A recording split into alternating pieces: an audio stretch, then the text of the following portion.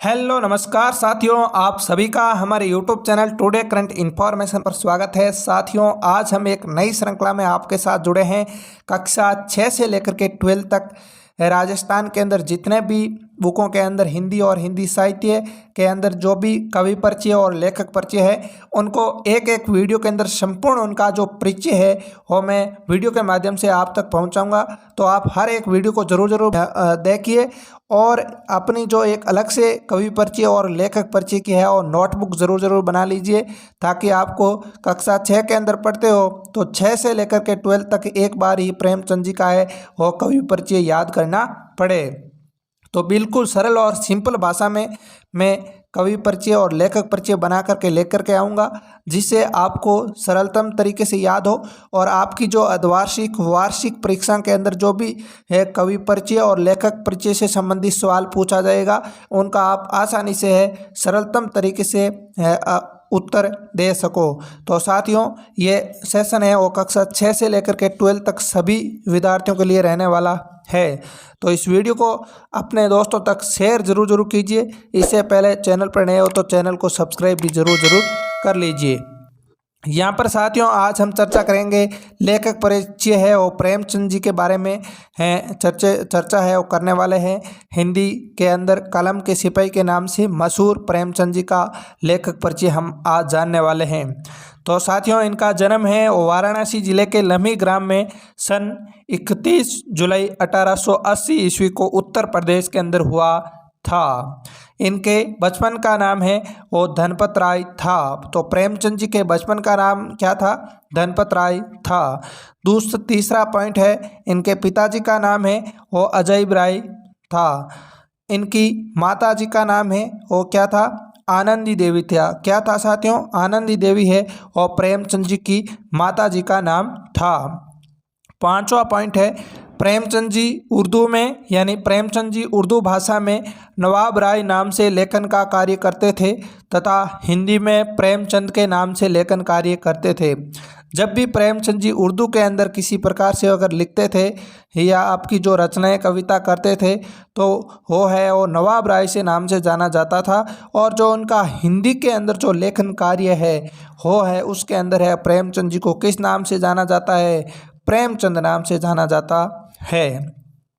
Next है, बंगाल के विख्यात उपन्यासकार शरत चंद्र चट्टोपाध्याय ने इन्हें उपन्यास सम्राट कहकर संबोधित किया। इंपॉर्टेंट पॉइंट है, बड़े बड़े एग्जामों के अंदर सवाल पूछा जाता है कि प्रेमचंद जी को है उपन्यास सम्राट का कहकर है किन्हें कहा था? तो शरत चंद्र चट्टोपाध्याय ने प्रेमचंद जी को क्या कहा है? उपन्यास का सम्राट कहकर है वो संबोधित किया है। नेक्स्ट है, इनका जो रचना काल है वो 1901 से प्रारंभ होता है। प्रेमचंद जी का रचना काल कब से प्रारंभ होता है? 1901 से प्रारंभ होता है। नेक्स्ट है, प्रेमचंद जी का पहला कहानी संग्रह सोजे वतन नाम से सन 1908 में प्रकाशित हुआ, जिसे अंग्रेजी सरकार ने जब्त कर दिया था। नेक्स्ट है हमारा, इनकी जो पहली कहानी संसार का अनमोल रतन जो उर्दू भाषा में 1907 में प्रकाशित होती है।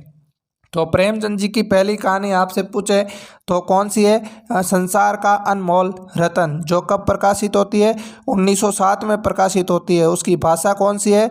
उसकी भाषा कौन सी है? उर्दू भाषा है। नेक्स्ट अपन बात करते हैं, आगे का हमारा पॉइंट है, प्रेमचंद जी की पहली हिंदी भाषा के अंदर कहानी है और पंच परमेश्वर नाम से सन 1916 के अंदर प्रकाशित होती है। यानी इनकी पहली हिंदी भाषा में कहानी है और पंच परमेश्वर नाम से है, 1916 के अंदर प्रकाशित होती है। और प्रेमचंद जी की पहली उर्दू भाषा के अंदर जो कहानी है वो संसार का अनमोल रतन 1907 के अंदर प्रकाशित होती है। नेक्स्ट है, प्रेमचंद जी का नाम प्रेमचंद मुंशी दया नारायण निगम ने दिया था। साथियों, प्रेमचंद जी के बचपन का नाम था धनपत राय। क्या था साथियों? धनपत राय था। और प्रेमचंद जी का जो प्रेमचंद नाम है वो किसने दिया था? मुंशी दया नारायण निगम ने दिया था। नेक्स्ट है, यहाँ पर इन्होंने 301 कहानियाँ लिखी, यानी प्रेमचंद जी ने 301 कहानियाँ लिखी जो 8 खंडों में मानसरोवर नाम से विख्यात है। यानी प्रेमचंद जी की 301 कहानियाँ हैं, 8 खंडों के अंदर मानसरोवर नाम से एक ग्रंथ है, इसके अंदर है और संकलित की गई है। नेक्स्ट है हमारा आगे का पॉइंट, इन्होंने हंस, माधुरी, मर्यादा और जागरण नामक पत्रिकाओं का संपादन किया था। प्रेमचंद जी ने 4 पत्रिकाओं का संपादन किया था और इम्पोर्टेंट पत्रिका है हंस, माधुरी और मर्यादा तथा जागरण पत्रिकाओं का है और इन्होंने संपादन किया था। तो ये आपको पॉइंट याद रखना है। नेक्स्ट आगे का पॉइंट है हमारा, इनकी रचनाओं पर हिंदी में एक फिल्म बनी है शतरंज के खिलाड़ी और काफ़ी प्रसिद्ध हुई थी।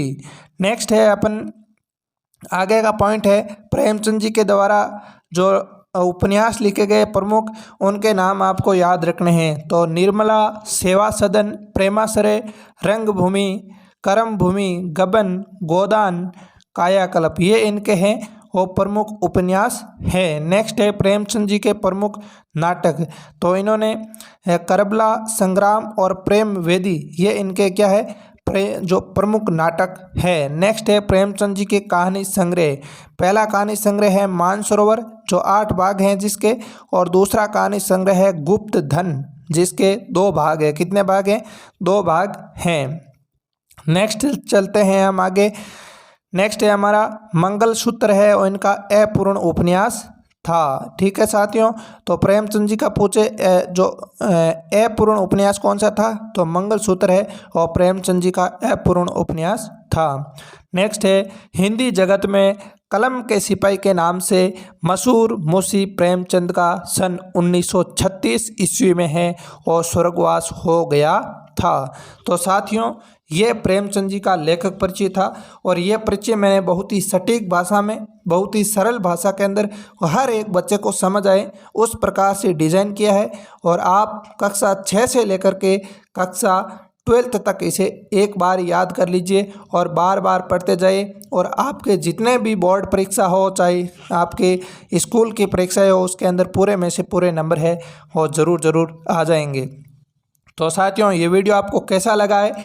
अगर अच्छा लगा है तो ईमानदारी के साथ अपने सभी साथियों के साथ एक बार शेयर ज़रूर कीजिए, और चैनल पर नए हो तो चैनल को सब्सक्राइब ज़रूर कीजिए, क्योंकि ऐसे ही कक्षा 6 से लेकर के 12 तक हर एक लेखक परिचय, हर एक कवि परिचय का सरल भाषा में इस चैनल के माध्यम से आप तक मैं पहुंचाने वाला हूं। तो साथियों आज के लिए इतना ही, मिलते हैं अगले सेशन में, तब तक के लिए धन्यवाद। जय हिंद, जय भारत।